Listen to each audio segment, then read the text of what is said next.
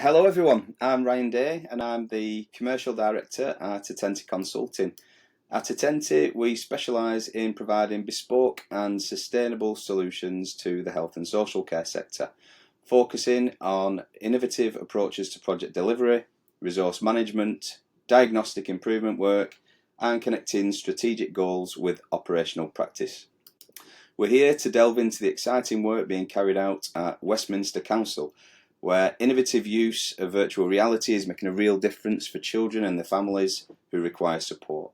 Joining me are three of the key figures behind this initiative. We have Alice Kavanagh, the Community Safety Officer, Becky Partridge, the Serious Youth Violence Community Engagement Officer, and Charlotte Kemp, the Virtual Reality Community Engagement Officer.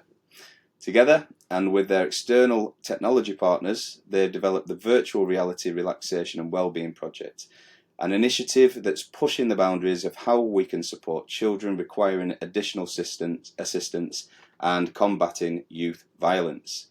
And I must say, the use of virtual reality in health and social care absolutely fascinates me.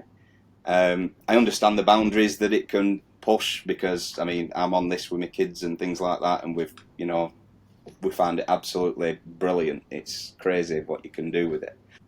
Social care hasn't really moved forward all that much in terms of technological advancements, right? You've got elderly people out there who could really benefit from this. You guys have identified, children within social care or in your communities who could really sort of use this to their advantage to improve behaviours. I think it's game changing, surely. Yeah, we think so.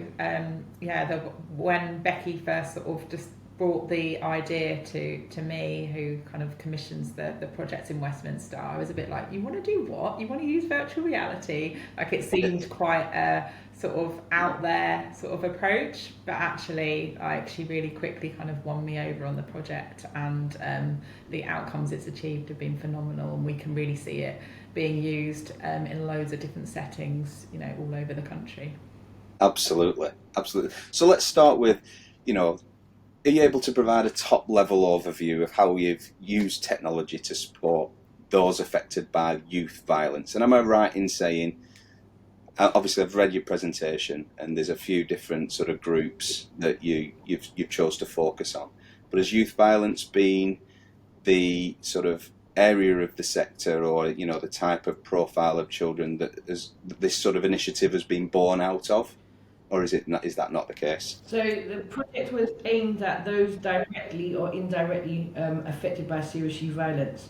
So the aim of the project was to get them engaged within the service. So we started with a small pot of funding from the Violence Reduction Unit, which is called a Critical Incident Grant. That gives us a small pot of £5,000 to go out to a specific project in an area that's been affected by violence. From that, the project just grew and grew. So we piloted it with a group of young females that predominantly don't engage with the council or statutory services. Got them engaged. Used a building that wasn't council owned, so it was kind of a safe hub for them. Got them involved, and then from there we ran 8 longer term programs. So the start of the project was 6 weeks. So the young people or the adults or the elder generation or the parents would come to us for 2 hours once a week for 6 weeks. Then later on through it, we found out that we needed to extend that, so we made the project 12 weeks to build that further and more in-depth relationship with these individuals. And then from that they've gone on to do other projects with us, other sessions. So it's allowed them to engage in sessions or workshops and educational based workshops that they wouldn't necessarily have engaged in the beginning. It's crazy how it's grown, and we don't use any scenario based VR. So I think that the kind of outcomes that we've been looking at over the past 3 years are kind of threefold. So it's a lot about relationship building, and also kind of increasing understanding of serious youth violence and access to the services which IGXU offer and Westminster offer as the Integrated Gangs and Exploitation Unit, and also looking at can we use this technology to kind of improve well-being of people in the community and build those relationships. Just going back to sort of you mentioned around behaviours and relationship building and things like that. How does virtual reality improve relationship building in your experience? So the project doesn't just do virtual reality. When they come in, we give young people a space to look at their emotions and how they're feeling at that point in time when they enter the set. And they're using however they're feeling we use emotional charts and grids. You would have seen it in the presentation. We use charts that allow us to measure the young people's behaviours or how their emotional well-being at that point in time. Through that, we've spent hundreds of hours researching the commercialized games that we use, and we were able to teach them how to emotionally regulate through the games. So say for instance a young person that maybe have ADHD come in and he's on a real high energy, we'll put him into something very fast paced, something high energy, and then we'll finish his session off with something really calming and relaxing. So he might do a session of swimming under the sea, or he might do a session where he's doing climbing, so it's less fast paced and it's more calming and chilled and relaxed. Or they might do a session of yoga. So they'll come in, do high energy, then things. So where in certain settings young people are expected, or adults are expected to go from 100 to 0 straight away, we bring them across, then bring them down, so that they have more of a control over their own emotion, and through that they're able to come out of the session a lot calmer. And VR has been a hook to get people sort of involved, because of, like a lot of the young people are quite excited about VR technology, and it means that it's been a way to engage with people who previously might not be interested in talking to someone from the council. They're sort of nervous about that sort of relationship, but it's kind of really brokered that relationship and enabled us to sort of build bonds, and then kind of make sure that young person's got the sort of necessary support around them that they previously weren't accessing. So it's just been a really useful hook to build those relationships. I think in as well, it's a really kind of positive, it's exciting and fun, and we really try and create a space where it's kind of led by the community that we're working with, and they have autonomy over what it is we're doing, and I think that creates an environment where everyone's in a really positive space and excited, and it's really kind of nice to kind of create those relationships and that cohesion within the group and between kind of people from the council and the community. Yeah, it's embedded cultural understanding as well. So like we had one of our groups was a Middle Eastern group of parents, mums, and part of their culture is that you break bread together. So when they would come into their session, it wasn't just VR, they would come into their session and we would all eat breakfast together before we done our VR session, and that built us an understanding, and then a relationship with us that we necessarily wouldn't have had anywhere else.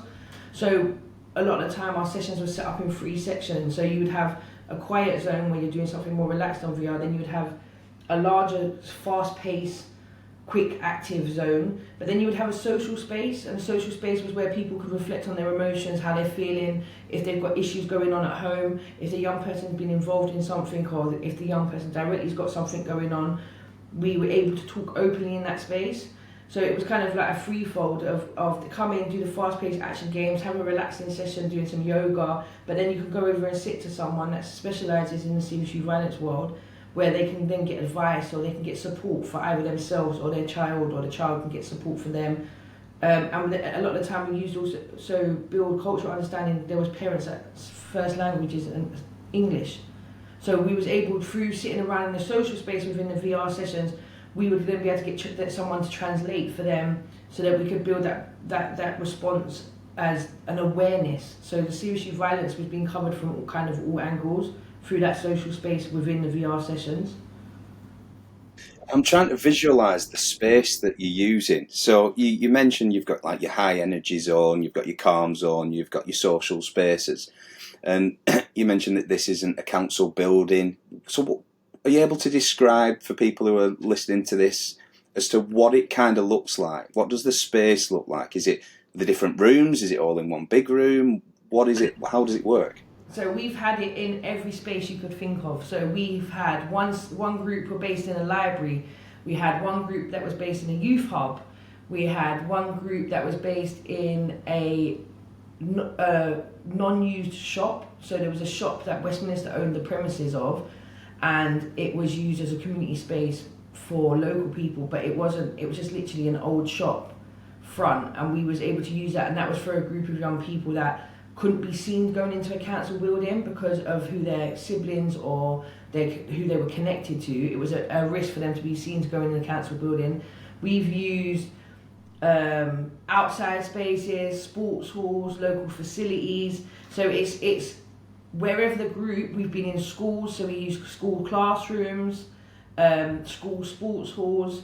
So that's the special thing about VR. It can be run anywhere. If you're outside, as long as you've got a gazebo, you can do it outside. We've even run sessions in Hyde Park. So it's kind of like you can literally run it anywhere, because as you know, the headsets are wireless. As long as they're charged, it can be run kind of anywhere or in any location, as long as it's a safe space. But in regards to the free spaces, it doesn't matter. Even if we're in a small room like we are today, you can still have a faster paced zone and a smaller zone. You don't have to be in a huge space, because once a person is immersed in that space, that's their space. So for anyone that hasn't used VR, it gives you a 360 dimension of the space that you're in your eyes. So you don't have to be in a big, huge room. That person can be doing something fast paced in a small space. I think this is one of the big reasons why it's been so successful as well, is because we've been able to be really flexible in our approach, so we can adapt to where the specific people that we're working with feel comfortable and go to them. So we can, go to spaces that community might already be familiar with or might already be there. We can go to the local area where people already are, and it is very much a kind of community-led approach that we take, which I think is one of the key reasons why it's been such a success.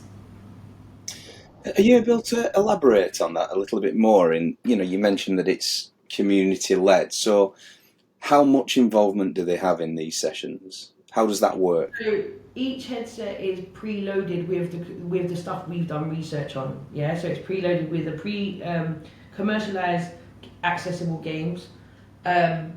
Once they've done in their introduction week, they literally can pick what sort of what sort of activity they want to do, so they can do it aligned with their own interest. Also, the spaces that are available. So, for instance, we had the first group that we piloted it with, their siblings or their immediate family were directly either affected or involved in some way with gang activity within our borough. So for their safety, when they came to us, we spoke to them and said, like, what sort of space would you use? Where would you come?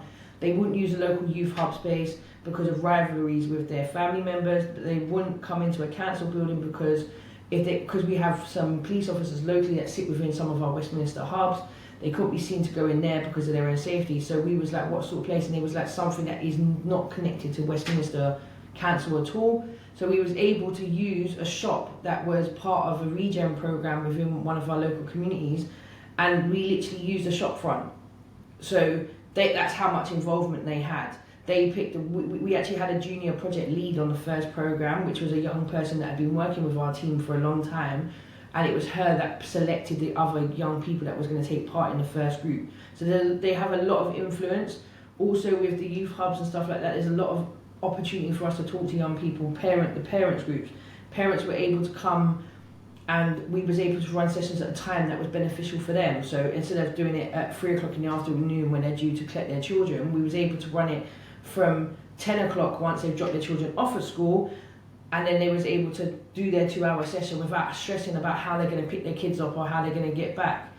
So there's lots so they've had a lot of opportunity to take part and kind of engage in that sense. And then also, once we done the pilot program, 2 of the young people that were done the pilot program then had an influence as community members on all the other sessions, because they were then employed by the company that we were working alongside.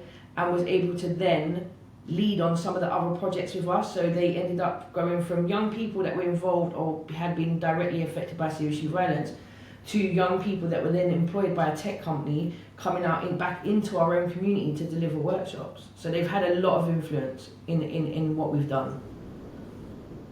That's fantastic. I mean, it just goes to show that having that sort of community engagement can have really, really positive effects, doesn't it? So we had a young Crazy. person that attended, and she hadn't been in school.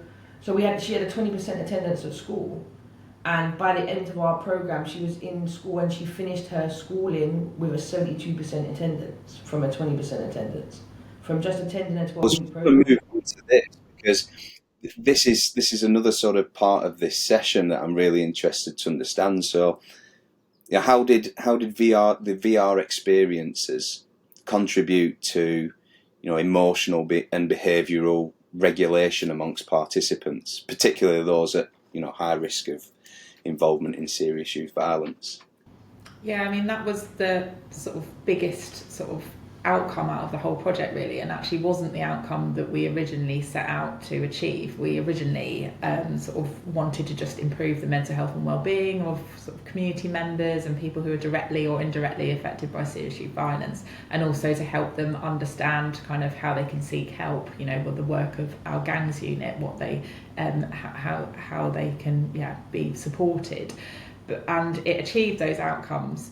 But actually the biggest sort of most powerful outcome that it achieved was the impact on the participants' emotional and behavioural regulation, and this was so powerful, and it was particularly prevalent amongst young people who are in sort of pupil referral units, or those who were kind of risk of being excluded from school. And we had young people who previously couldn't be in the same classroom together because a fight would break out or whatever, and they would take part in the VR session and be able to go back to a classroom together and sort of work in harmony. And that was head teachers were just absolutely amazed by that impact, and we had parents as well tell us how they couldn't believe the difference in their young person's behaviour, and that was really prevalent amongst young people who had who were neurodivergent, like young people with ADHD and things like that, who really struggled to kind of regulate their behaviour and sort of keep calm when studying. It just had a huge impact on those young people, which was brilliant. And it meant that we kind of we sort of developed further projects in those settings and with those kind of young people, just to kind of keep sort of seeing does it what the impact could be with different groups of young people.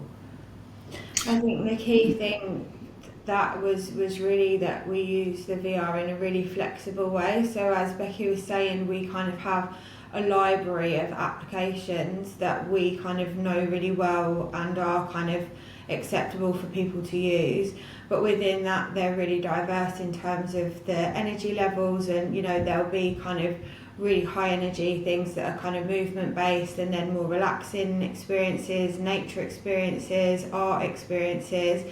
And as Becky was saying, what we'd find is people would kind of come in, especially when we worked within schools and pupil referral units, kind of in the middle of the school day, and have kind of a lot of energy that they didn't have an outlet to get out, and they'd be able to kind of go in the VR and do like a physical experience, and it would really kind of let some of that energy out, and then they'd kind of move on to do a more relaxing experience, so they'd kind of then come down a bit. And I think what's also really important to note is that this kind of translated to outside of the sessions. So within the sessions, it's about kind of learning that if you feel a particular way, you can do a certain activity and it can change how you're feeling.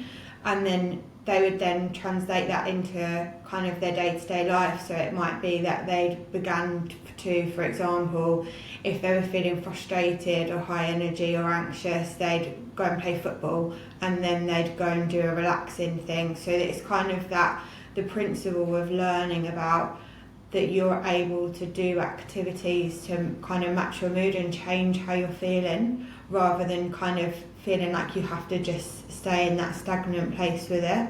Yeah, VR gave them the tools, didn't it? Yeah. But then also, it's also how many of us, even as adults and day to day, do we ever go, how do I actually feel today? Yeah. So coming into the session, the first part of our session every week, there was the first 10 minutes was a young person would have a grid with feelings, emotions on it, and it was a way of them actually reflecting on what they've got going on. So they would come in and be like, how are you feeling?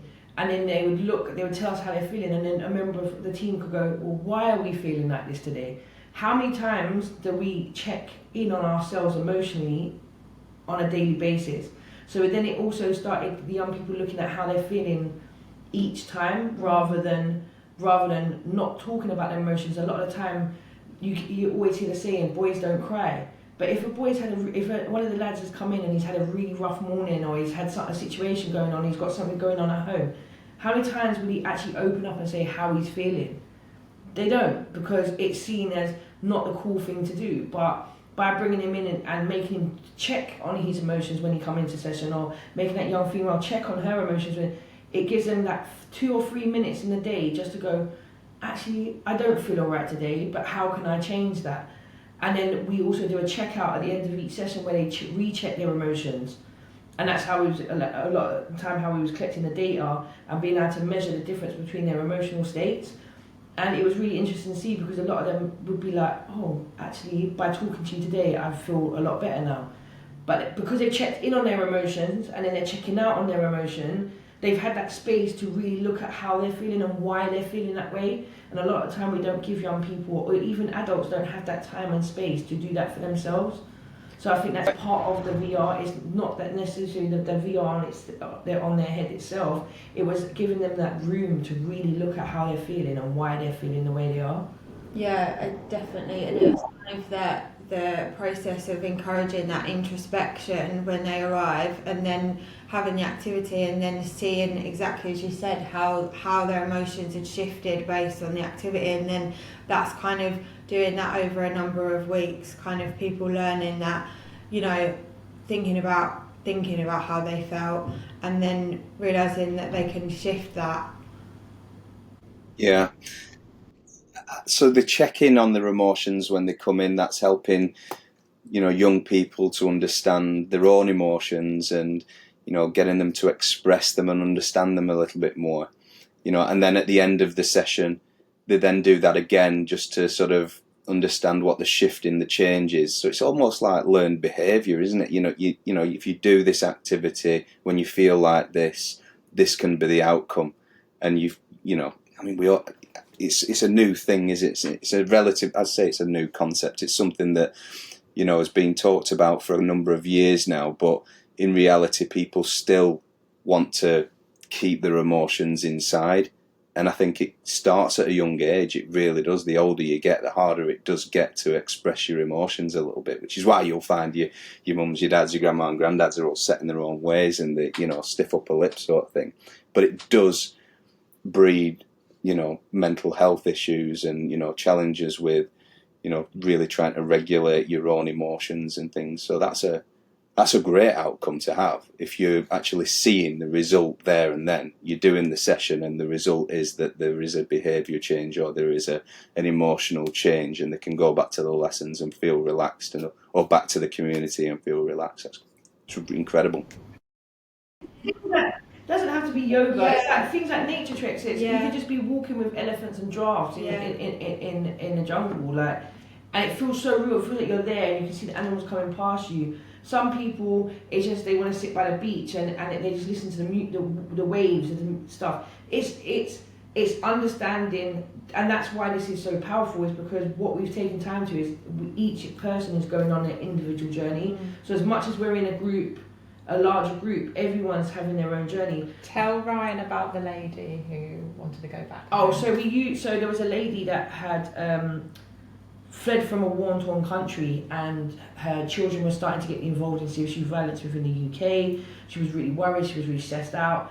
There had been robberies, her son had been robbed, so she was really, really stressed out. And one day she came in and I said, oh, what's wrong? And she was like, I just want to go home, And we was like, okay, what's wrong? Like why? And she was like, I just want to go home. My safe space was my village where I lived. and I just want to go home. So we was able to put her in a pre-made app, and we stuck the headset on, and we was able to walk her home to her village. She hadn't been home from 5 years where she had escaped, and she literally sat there in the headset and you just saw tears running down her face. And for 5 years, all she wanted to do was just go back and see her home. And they said it was the trauma of being picked up and plucked out of her village because of the war, and not understanding and not having that time to say goodbye, not being able to pick up personal stuff. And all she wanted to do was go back home, and she literally spent half an hour walking around her village, going to her old school, having a look at the shop that she used to work in, walking through the market, and she literally came out and she just breathed deep and was like, and she had an acceptance of freedom then, because she had left her home on her own terms through the headset. That's, to be able to transport yourself back to a place where you feel safe, by putting on a headset is just revolutionary, and it's incredible the impact that you can understand the impact that can have on that individual. It's one of the most powerful things I've seen on the project so far. It blew me away that something so small to anyone else was so huge to her as an individual, and we was able to do that through a headset in a space locally in our community. But we was able to cure and help her with so much in her own life through just taking her home for that half an hour.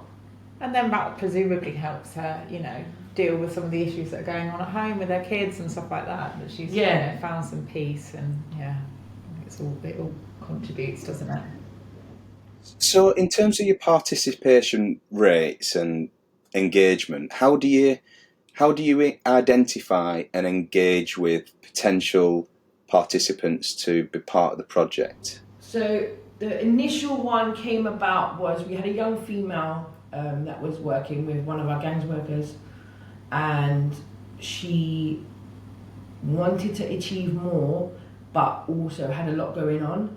So I went to her, I laughed and nudged and went, all right, I need 10 girls for a VR project, you in or out? And she went, I'm in. And then we made her the junior project lead, and she then got the young people to come. So that was the first instance. And then it was just going out and being human and going out and talking to your community. So that's the mums group that we ran, we spoke to, so we wanted to pilot it with as many different kind of diverse groups as possible. So our second group was a group of parents that go to a coffee morning. I just literally walked into their coffee morning and said, I have an opportunity for 10 of you to be engaged in something. And then a lot of them was curious because they've never been in VR. Their children use it, or their children go and do activities with VR, but they've never had an opportunity to do it themselves. And a lot of parents, it was not just about the sessions, but it was also about learning for them. So the parents, it was a learning, and it was just literally going and reaching out to different groups that were either established or parents that hung around, or youth hubs. It was kind of like approaching the people directly and saying, we have this opportunity, would you like to be interested? And then we would build a group. Once we had an interest, then we'd build a group from that through. So everything was local people. I think it's already, because you've already been doing amazing work with the community, have kind of relationships and ties there in the first place that are already established, but then also I think it's something which people just find interesting and exciting. So I think people just are kind of, it piques people's interest and they wanna have a go. And then, like Alice said, it's like that's the hook. But then the sessions, are really. And then we done some spontaneous community sessions. Like I literally, I plotted up. We have a local market, and I literally sat on a stall in the local market one afternoon in the summer and had the headsets there. So it's preparing. I think that's where our expertise as a council in an engagement team was. We do this all the time. We engage with our community. We go out. We're known in our community. We can walk down the local streets, and a lot of the residents will say hello or good morning because they know who we are because we're already doing stuff there. And so it was things like just popping up at community sessions. They would have their local community gathering or Christmas celebration or summer festival, and we would just pop up with the headsets and say, guys, look, we've got this project. This is a one-off, but you could come and do this for 10 weeks, or you could come and do this for 12 weeks, or you could come and do this for 6 weeks, depending on the project. And then we've already built the buzz around it because we're already engaging with our community. They trust us. They have the relationship with us anyway. And from that we was able to then form the groups that we worked with. And has there been sort of any involvement with sort of social care? Because, you know, my mind's thinking around prevention tools and things like that, and, you know, children who might be on the edge of care. Is there any involvement with sort of, you know, referring children to you guys for these sessions? So we've done some sessions with young carers. So that obviously young carers sit under social services. We also worked with a lot of our young participants, because they're either connected or indirectly or directly with the serious youth violence. They were already under social services or under a gangs worker. So again, it was working in partnership with them, looking at the positives. Like one young person who is in social care was involved directly in serious youth violence, started coming to the sessions, managed to get them engaged. But the team worked very closely with that young person's social worker. So when our sessions finished, we knew that the young person had a love of music because of the apps they were using on the VR headset, and through the understanding of what they enjoyed doing on the VR, we was then able to secure them a 12-week music program. So they came out of our program into a secondary program. That was the same young person that went from 20% attendance at school and finished her final school year on a 72% attendance. Most people will be like, well, 72% attendance is rubbish. But when you're looking at the child's figure at the beginning of the year where it was only 20% attendance, that young person's now in college, works part-time, is in college, and we actually bumped into them at a community event over the weekend, and they just come up and hugged both of us and was like, thank you. It was amazing. So we've got someone that showed us the story all the way along, that this young person was involved, was caught up in all sorts of crazy stuff, was getting themselves really, really in a lot of trouble, to engaging in the program, us realising their benefits of a longer term piece of work. We was able to do our program, calm that young person down, build a relationship with that young person. Once the relationship was formed, then being able to engage with their social workers and find out their other interests. And then from that, we was able to take it to a social work panel. With the social work panel, we was able to apply for money for that young person to continue doing a love or passion of what they wanted to do, and that's led on to them building a trust with us in the community and trusting their social worker to then go on now back into college and working part-time while not at college. Like, for us, that is the outcomes we're looking for. Is we can. I was going to come on to this. Is there a specific metric you use to measure success or your outcomes? You know, how are you measuring, you know, the actual impact that this is having on these? Our young people were involved in the sense of the way we've measured, but we use a questionnaire, pre and post questionnaire system. Our actual criteria for our outcomes was ridiculously small in the sense of because we had never been done in any other council, we weren't using scenario based, we weren't using filming, we didn't know how this was going to go.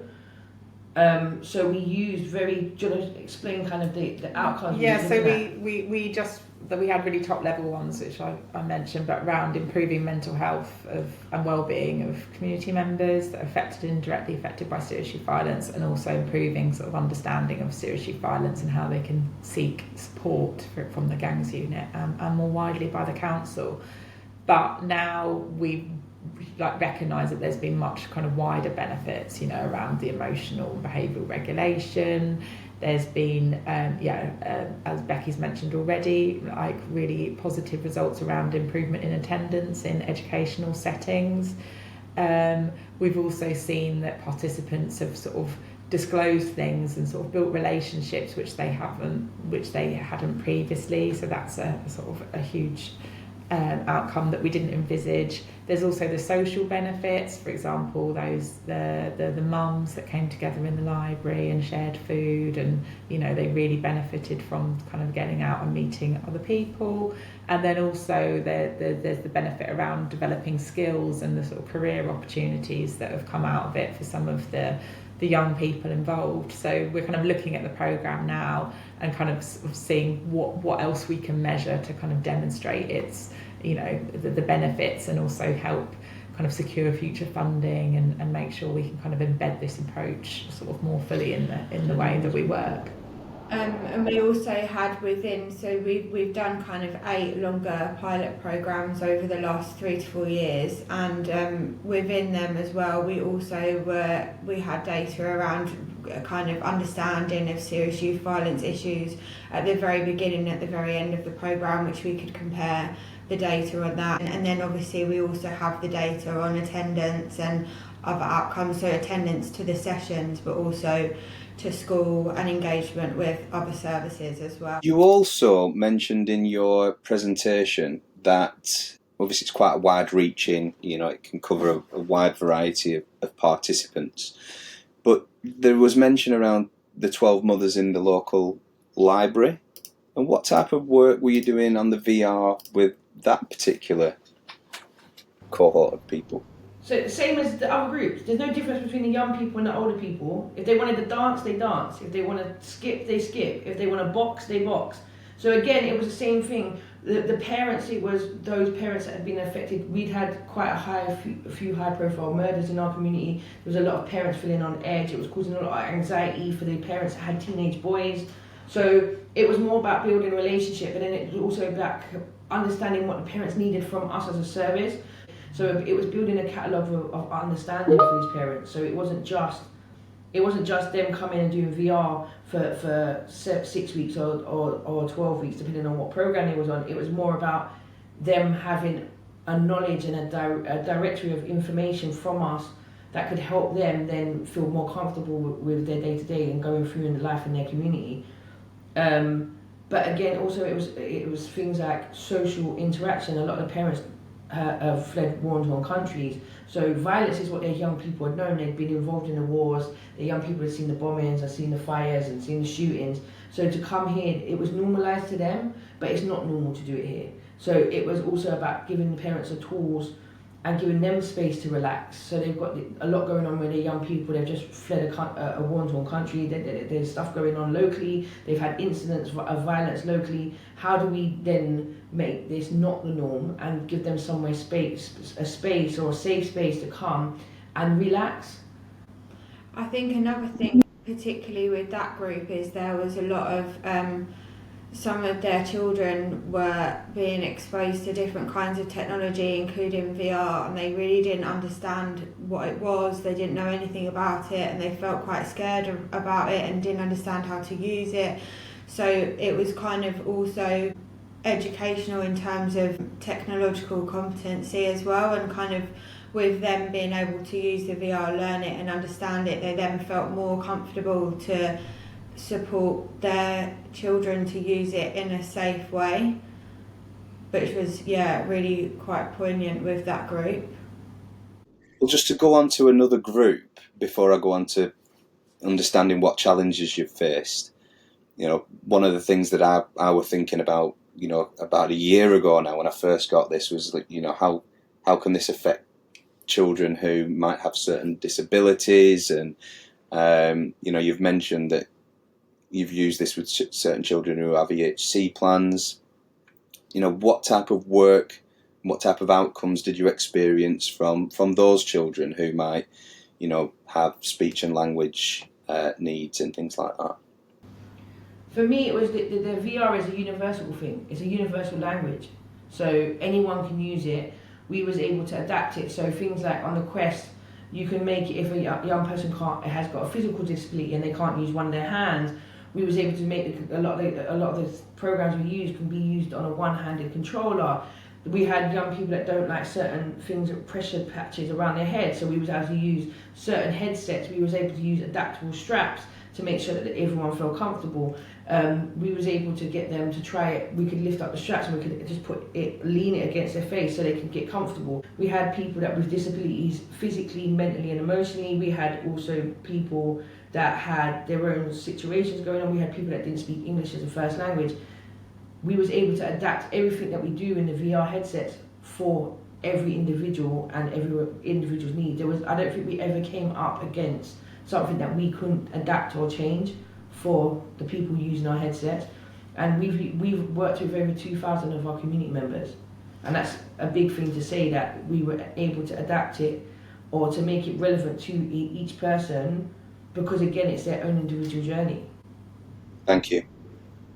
So, most projects come with their own challenges. What challenges did you face while you were implementing this project? What ongoing challenges are there? For me, it was we've had to tweak the approaches. So obviously going into different groups, different environments, we've had to tweak them. The capacity of people that wanted us to run the services with them, like we was inundated with people requesting the program. So that was a challenge within itself. It was so wanted and needed everywhere that we couldn't keep up with the amount of community members that wanted it, or community groups that wanted it in their services. We had to adapt a lot for our SEND groups. So being able to adapt our questionnaires, we transformed our questionnaires from, so obviously our pre and post questionnaires are a big thing of what we measure against our serious youth violence outcomes. Again, when we went to our first group that had SEN, we wasn't able to do that questionnaire with them because it didn't make sense to them, and it was too in depth. So we worked with an SEN lead at one of our services, and we was able to adapt that into a widget language, which is a universal language for young people with SEN. So that was a big challenge because it was us learning something different as well. We was learning that we can transform our questionnaires into a readable language, but again, it was learning how to do that for our sides. And how? Sorry. I think the fact that we were so flexible with the approach with all the different community groups and individuals was the reason why it's been so successful, but also that obviously comes with challenges as well, because you're constantly adapting to different people. But that's something which is obviously highly important, kind of accessibility and inclusivity. And as Becky said, we've been able to work with a real range of different people and kind of adapt what we're doing so that it suits everyone's kind of needs. And then challenges things like as a member of staff is cultural understanding. There's a lot of things that are acceptable and not acceptable for different cultures.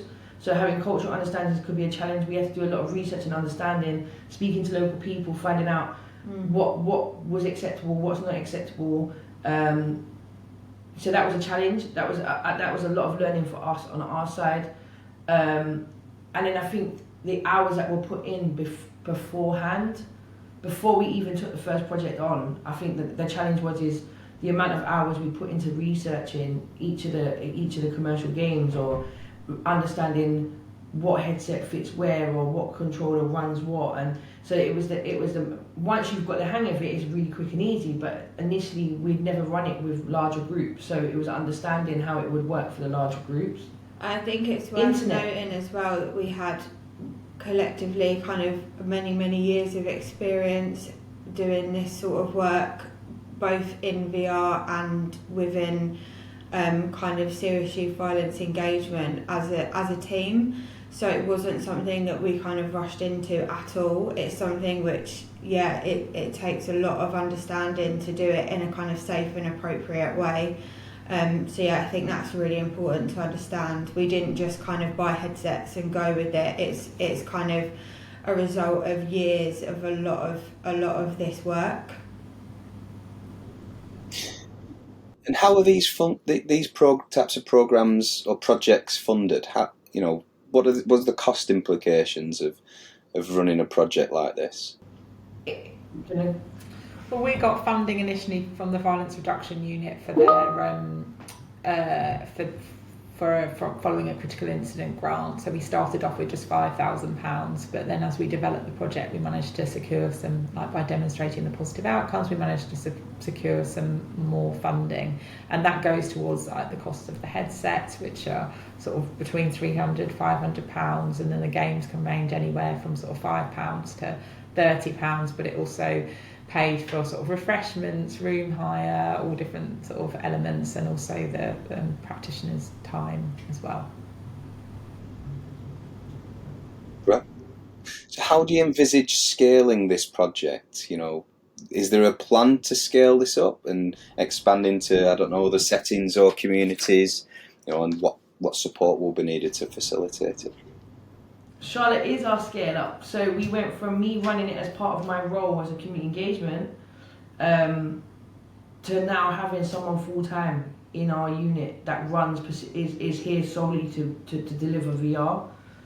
So that's a huge scale up from 3 years ago when we first started the program to now having someone full time in post to run it because of the capacity of amount of groups that needed or wanted the program. And then obviously the future is Charlotte now is working on her own thing, and you can explain kind of where your aims and visions are for the future. Yeah, so I've been involved in this with Westminster for 3-4 years since it's been doing it, but yeah, I'm now actually working on it from within Westminster, so I'm doing this as a role, which obviously gives us a lot more scope as opposed to kind of project-based things. So yeah, looking at kind of how we can do longer term projects and work out how we can start kind of working with services and people in the community to embed it within community settings, and definitely looking at how we can evaluate its impact more formally as well. So my background's actually cognitive neuroscience and research. So one of the things that we really want to look at now is how we can do kind of more formal research on the impact of this work. And yeah, just kind of really continuing what we've been doing, but on a kind of bigger scale really, and more embedded within the community and the council. And I think at the moment our focus is still on, because our funding comes from the violence reduction unit, so it's very much focused on reducing serious youth violence, so that's still going to be our focus. But there are, you know, other departments in the council who can see huge benefits for using this, so part of Charlotte's role will potentially be kind of helping to sort of train them in this work as well, and seeing whether they can sort of take this technology and utilise it in their teams going forward. Absolutely. Colleagues from Westminster, thank you very, very much. We really enjoyed that. That was really insightful, and keep up that good work because it's brilliant to hear about. Thank you. Thank you very Thank much. you. Thanks. Bye.